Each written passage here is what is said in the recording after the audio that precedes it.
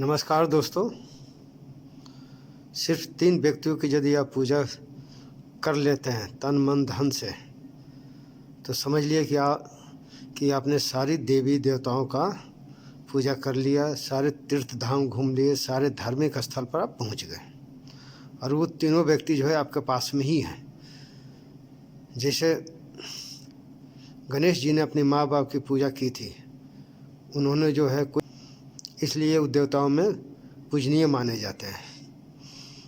जब गणेश जी जब अपने माँ बाप की पूजा कर सकते हैं तो हम क्यों नहीं? हम क्या गणेश जी उनके माता पिता से बड़े हैं?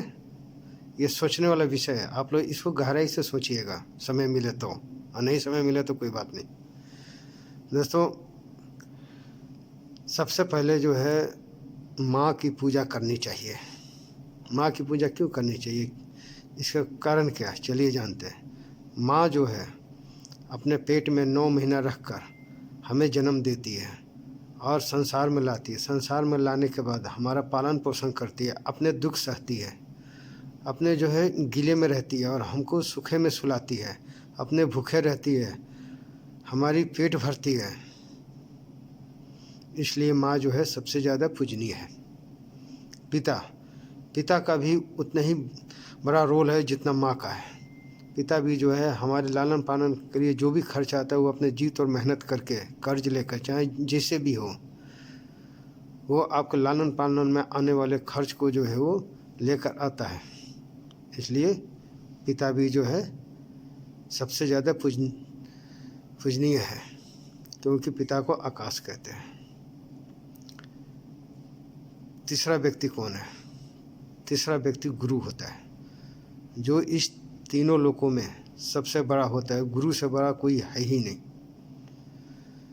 इसलिए गुरु को पूजना इसलिए ज़रूरी है कि वही हमें बताता है ईश्वर क्या है, धार्मिक स्थल क्या है, धर्म क्या है, सबके बारे में वही मुझे जानकारी देता है हम सभी को।